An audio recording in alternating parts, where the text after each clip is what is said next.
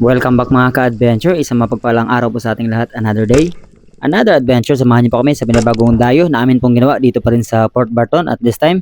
May mga banyaga kaming kasama kaya tara, samahan niyo po kami. Let's go!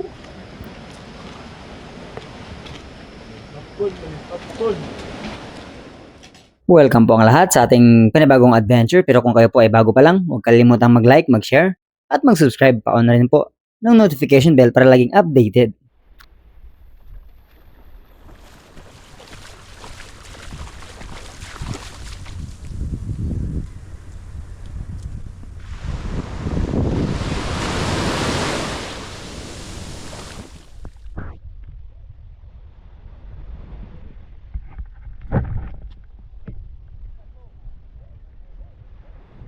Because that's your fuel.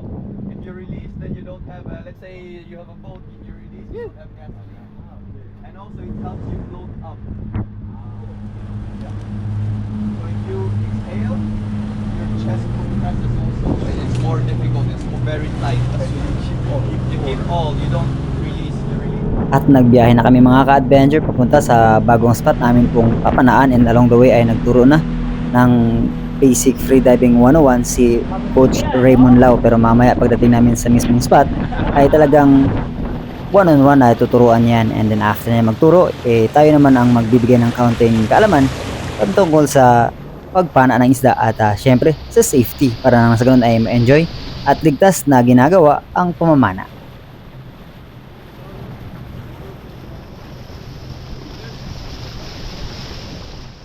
Mapagpalang umaga sa ating lahat mga ka-adventure, another day, another adventure. Samahan nyo kami ngayong araw at pangalawang dayo at may kasama kami mga banyaga at tuturuan ni Raymond ng intro of freediving, tapos mamaya mag-share tayo ng konting theory about spear fishing naman. So sige, we'll keep you posted sa mga mangyayari.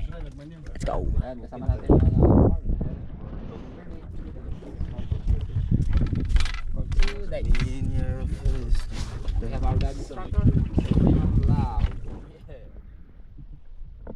At habang abala sa pagtuturo si Coach Raymond Lau sa dalawang banyaga namin kasama ng freediving mga ka-adventure, nag-warm up dive muna ako, and after mga kalahating oras po siguro na session ay sumama naman sila sa akin at tayo na nga nagturo ng kaalaman patungkol sa pamamana at lagi natin sinasabi na kahit ano naman pwede nilang tirahin as long as hindi nila ito sasayangin, at dapat yung titirahin is yung nakakain. At isang uri lang naman yung isda na ipinagbabawal sa atin dito sa Pilipinas, ang wag na wag nating huhulihin, yung maming or na fallen wrasse. Pero maliban dyan, may isang isda pa na hindi pwedeng tirahin mga ka-adventure, at yan ay ang botete or popper fish, kasi hindi naman tayo marunong maglinis kaya hindi natin pwedeng kainin yan. Pero ano pa man, tara, let's go! Mamana na.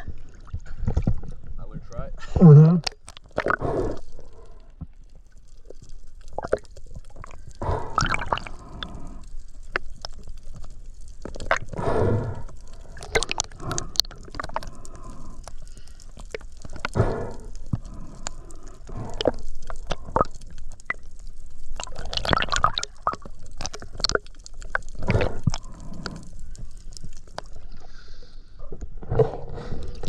At nag-umpisa na nga silang dalawang mag-hunt mga ka-adventure. Salitan sila, si Andre and si Nico, and then after po ng mga kalahating oras siguro na pagtion-tion dito sa mga isda na nasa paligid, lalo na yung mga napaka-common natin nakikita, yung mga mulmol, ay eto, nakahuli na siya at sobrang saya niya.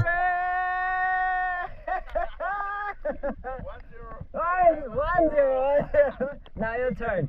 Your turn. Okay, that's good, huh?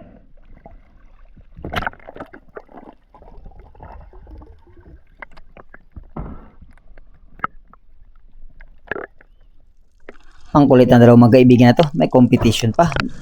Paunahan pala sila kung sino makahuli sa kanila, at since si Nico nakauna, kailangan namang bumawi ni Andre, kaya ako ang laging kasama nila kasi lagi nating binabantayan at pinapaalala na kapag na-loaded ang gun ay hindi natin pwedeng itutok kahit kanino yan. Tapos tayo na rin ang taga-load kasi nga hindi pa sila marunong masyado mag-load ng pana, plus wala silang wetsuit. So ako po ang taga-load ng pana kasi ako ang may wetsuit, at meron chest pad na kung saan doon ilo-load yung pana para hindi po siya masakit kapag ikakasa. Pero yun talaga yung totoo, kapag wala kang proper gear sa pamana, ay talagang mahirapan kang magkasa or mag-load ng pana.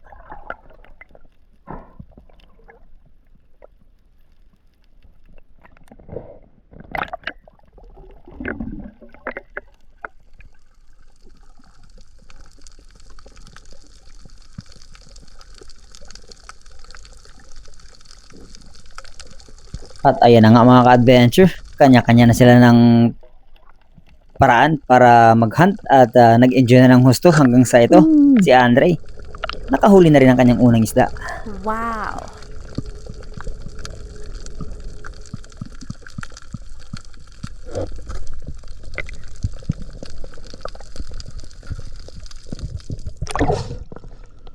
All one.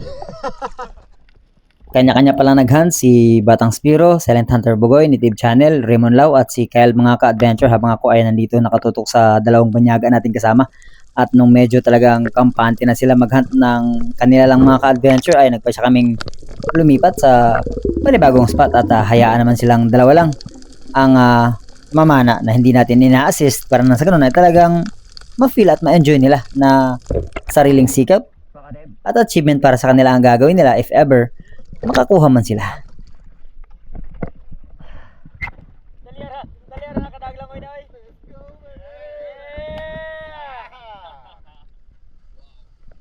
At nandito na nga kami sa ikalawang spot mga ka-adventure, ang Layag or Sail Rock. Nakapagpamana na kami dito, kasama ko si Patrick Hong at si Kyle. At sa ikalawang pagkakataon na ito nga kasama na natin yung mga tropa na first time din dito sa Barton. Kaya lang by this time is talagang medyo malabo ang tubig at napakalalaki pa ng gulong kasi katatapos lang ng bagyo. Pero ganun pa man, try pa rin natin kasi nandito na tayo sa laot. Hanap tayo ng mga possible pa rin nating isda na mapana.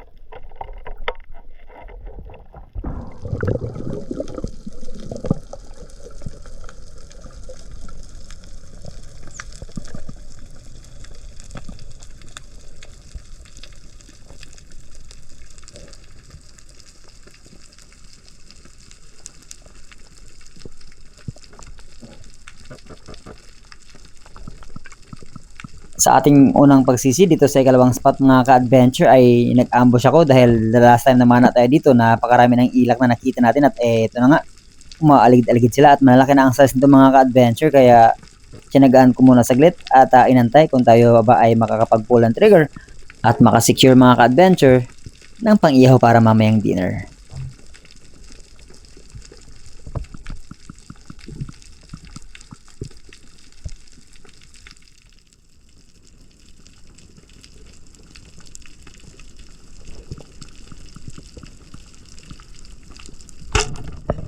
At ayun na nga mga ka-adventure, sablay ang ating naging unang kalabit sa ating unang pagsisi dito sa ikalawang spot namin pong pinuntahan. Pero sige lang, move on at kailangan nating magpatuloy kasi maaga pa at eto, good size na yung mga labahitan na to kaya tinangka ko na rin itong bawasan pero ayan, sablay na naman.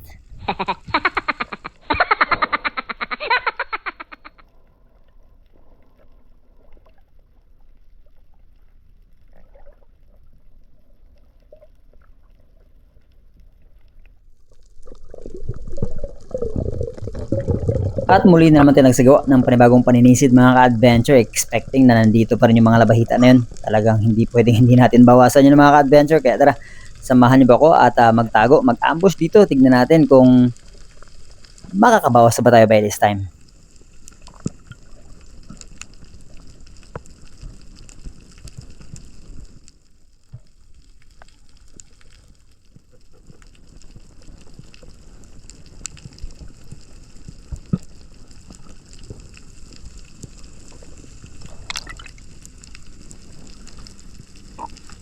At dahil nakalabitan na natin yung mga labahita mga ka-adventure, ayan, ayaw na nilang lumapit masyado. Pero nagulat ako bigla nung paglingon ko sa kanan mga ka-adventure, isang king mac at medyo malayo kaya hinabol ko na ng konti. Buti naman, maamo kaya naging maganda ang pagpatama natin sa isdang ito.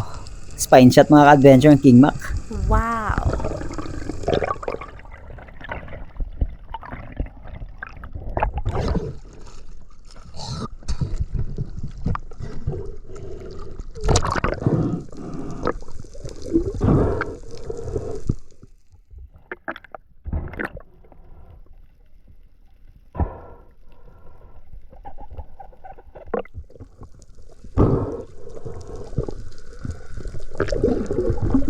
Panglimang king mac na itong nahuli namin mga ka-adventure dito sa Barton, pero halos same lang yung mga sizes.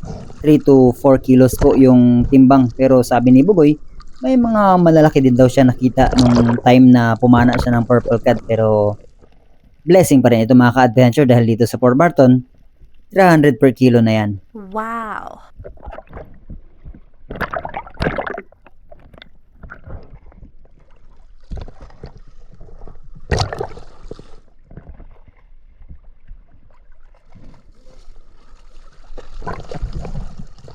Napapalakpak ang banyaga mga ka-adventure. Nakahuli tayo ng king mac pero nagkubli silang sandali at habang hinayaan kaming namamana kasi nga nahilo na raw yung dalawang banyaga mga ka-adventure dahil sobrang lalaki talaga ng mga swell or gulong. Kasi nga katatapos pa lang ng bagyo, nasa halos 1.5 to 2 metro pa rin ang lalaki ng mga swell dito, pero sige lang, continuous pa rin tayo mga ka-adventure sa paninisid.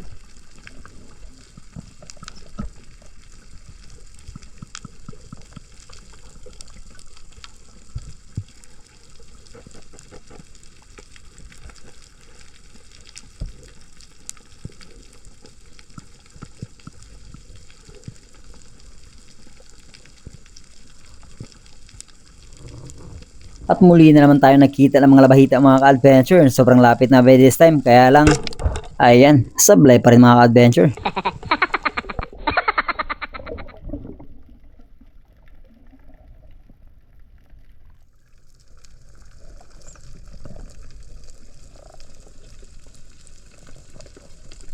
Namumuro na talaga sa akin itong mga labahita ng mga ka-adventure. Ayan, nandyan pa rin sila. Kaya tinangka kong magtago ng bahagya dito sa may malaking bato para na sa ganun ay maklose talaga natin ang husto yung gap hanggang sa mabawasan na natin sila. At finally mga ka-adventure, nakatama na rin ako ng labahitang makukulit na ito.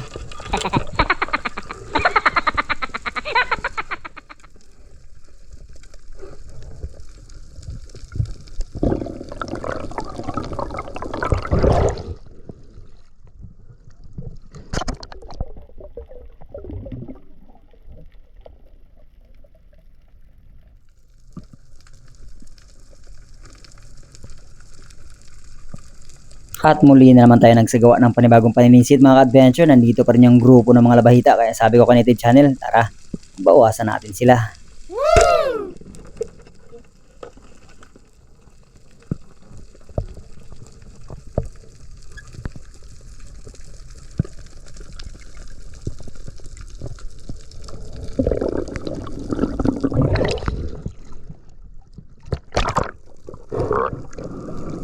Good shot ang pagkakatama sa isang ito mga ka-adventure. Na headshot. Na headshot na naman siya sa buntot.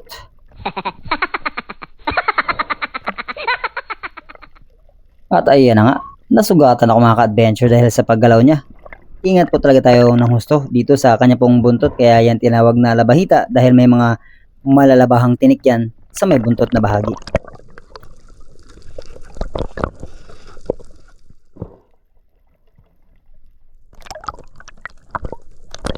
Habang inaayos ko ang aking pana mga ka-adventure ay paahon si Native Channel at pumana pala siya. Pero sabi niya, wala, hindi nakatama.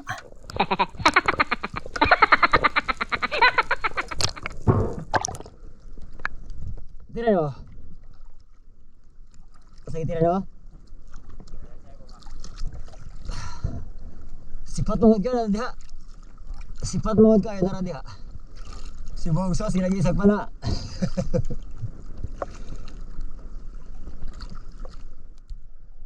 Aka si Kuan. Ano na bay? Bay. Malinta. Na. Davins. Si Kuan. Bugs!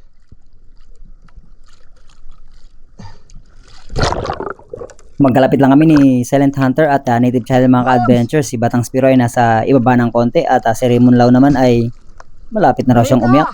Kasi iniwan na raw namin siya. Hindi kasi kami magpangita mga ka-adventure. Gawa nga ng kailangan din namin i-explore yung isla at kung saan kami komportable, doon kami mamamana. Pero since na malawak nga ito, kailangan hiwa-hiwalay para hindi rin kami nakaisorbo sa bawat isa. Rotib!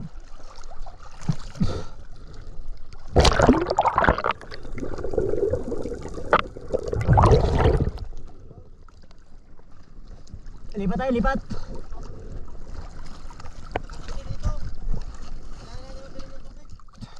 Bukit! Aroy!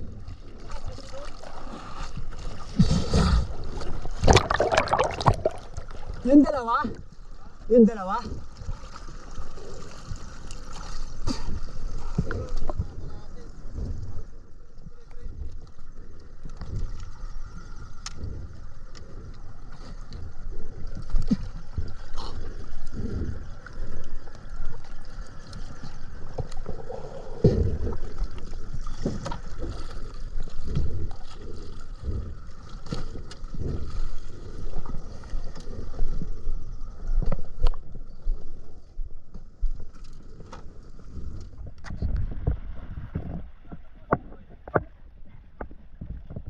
Pagkatapos namin ma-pick up lahat ng tropa mga ka-adventure, nagtungo kami sa Middle Rock kung saan kami namana nung unang dayo namin. Kaya lang, may malakas na unos na parating kaya nagpakubli muna kami habang nagpe-prepare ng amin pong late na pananghalian. Pero buti naman ay game na game pa rin yung mga banyaga na kasama namin na okay lang daw kung kakain kami bago sila kakain. Kung hindi po na kami kakain, hindi mo na sila kakain. At sabi nila, napakasaya ng ganitong experience at napaka-overwhelming nyo guys. Dahil sa amin, walang pakialam ang mga tao kahit magbayad ka. Pero sa inyo, talagang sobrang napaka-babait at napaka-hospitable nyo sa lahat ng mga tao o banyaga na nakikilala o namimit nyo.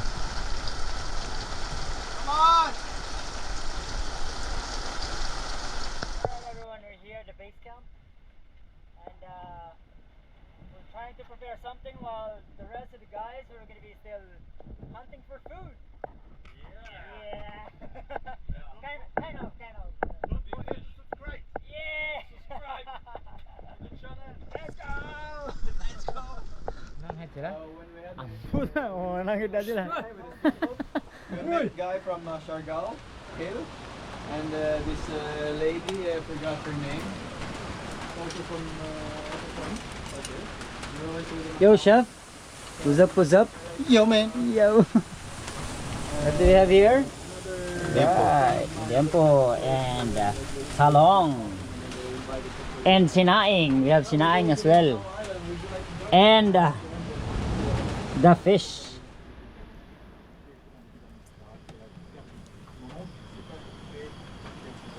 Tib.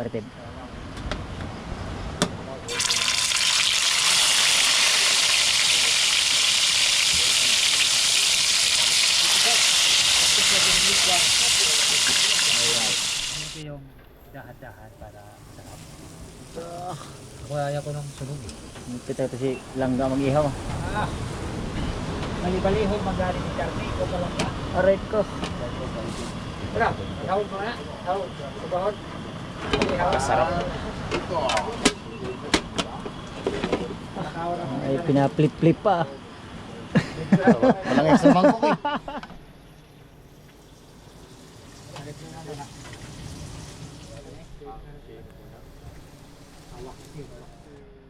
Si J Adventure. And then they use it.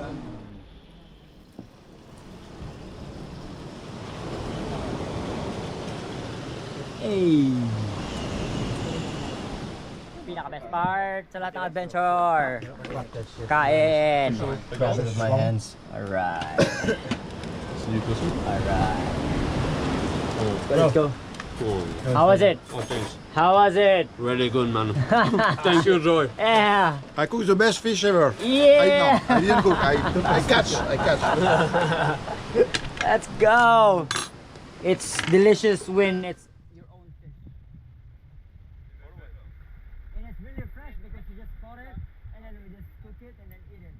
He was alive 2 hours ago. Yeah. Hindi kayo. Kaon na adventure. Kaon. I want to try this.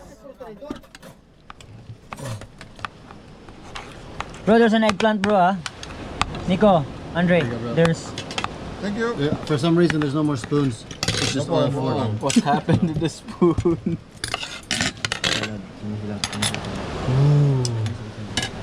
Let me try to get some of this. Some of this.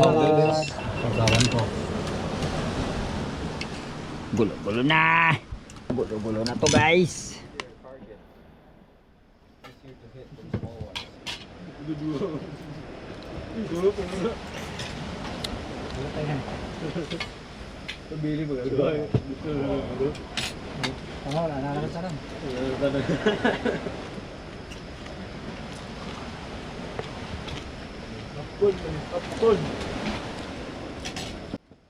Hindi lang kami ang nag-enjoy sa pagkain mga ka-adventure, pati yung mga banyaga at talagang pinagtsagaan nilang kainin, himayin, tanggalin yung mga tinik para lang makain nila yung isdang pinana nila kanina. O, di ba?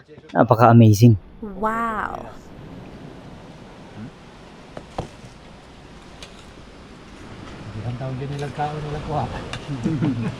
Happy eating, happy eating. Gutom na. Gutom na. Pwede natin nilang hima yung buko. Yeah! So good. That's your fish, bro.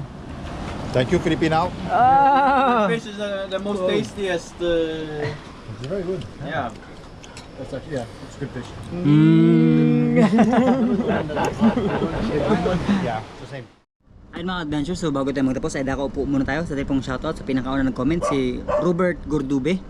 Top 5 po natin sila Junar Puyat, LR TV, JH Abanilla, Emily De Luna, and si Arturo Balubal. And happy birthday pala kay Punoy Ate Hada ng Payatas, Quezon City na nagdiriwan ng kanyang kaarawan sa araw pong ito, December 11. And shoutout din po natin sila Mark Danulco ng Davao, Felicito Hungay, Altea Manuel ng Davao, Rene Alisin ng Pasay, Berna Tabora ng Iligan, Catherine Puentes ng Taguig, Pin Expert One Life History, Tita Plantita ng Pampanga, Tita Lisa TV, Nogi Calderon, Eddie Moradas, Josier Daddy, Bosdale TV, Elmer Espiritu, Alexander Cuesto, Junior Kalimlim, Jason Licadwe, Ronald Abraham ng Cageo, Gretchen Copia, Jake Abner Spearfishing, Alex Bagao, Kent Nakasi, padyak ni Ian Ferrer family ng Cavite, Dingski ng Bourbon, Cebu, Tinam Isan family, Tom Cruz, Lorenzo family ng Porac, Pampanga, Silogen TV, Calvin Muling Bayan, Albert Mahusay, Alexander Pesquera ng Jensen, Nottingham Villas Subdivision, shoutout dyan, at kay Mars Fabila. Yan, idol, magandang hapon. Siyempre shoutout din natin sila Idol Terso Manulat Laureo ay natin Noranda ng Canada, Kuya Larry Santi ng Hawaii, Miss Anonymous ng Jensen, Miss May Stakyo ng Solid Harabas Hong Kong Chapter, Miss Manet Pras ng Hong Kong Chapter din, Miss Mimi Manaloto, Miss Christine ng UAE, Miss Oliva Mendoza, Miss Maita Purino ng UAE, Miss Glenda Banstro ng Perth, Australia, Miss Emma Gokong, Miss Jean Agno, Miss Jean Amor, Miss Jean Witherspoon, Miss Elisa Gomez, Miss Teresa Wigan, Miss Sabina Schmed, Miss Jessica Vista, Miss Abby and Pres Gamboa ng Orlando, Miss Binos and Jewel Burilla ng Oceanside, California, Miss Rosalino Campo, Miss Angel Hernandez ng California, Miss Mai Bugawisan and Master Rich ng California, USA, Master Ray Dubibar by Alvic and Miss Manilyn Paner and the Chicago Friends, and by Roel Paras ng Negros Bendoy and Lipay Lifestyle, and Bro Roel Balabo ng Saudi, Joel Sonobalde ng Toronto, Canada, Bontasio ng Canada and family, Sir Darius, Bro Darius Pistejo na nagbigay ng bagong pana ni Joseph Agdon, God bless you more, Chad Summers ng Bohol, Reynold Romero ng San Francisco, Quezon, June Buena ng Rojas, Palawan, Ireneo Diaz, Marin Musico, Undisputed, Marvic Payak, Jeter Lunao, Mark Jason, Junea Kia, and Kina Bautista, and si Gisriel Cordova ng Camotes Island. At sa mga di po natin na shoutout, we'll see you sa ating pong susunod na adventure. At hanggang dito lang po muna sa amin pong day 1. At we'll see you po sa ating day 2 namin pong dayo. Maraming salamat and to God be the glory. And God bless us all. Let's go!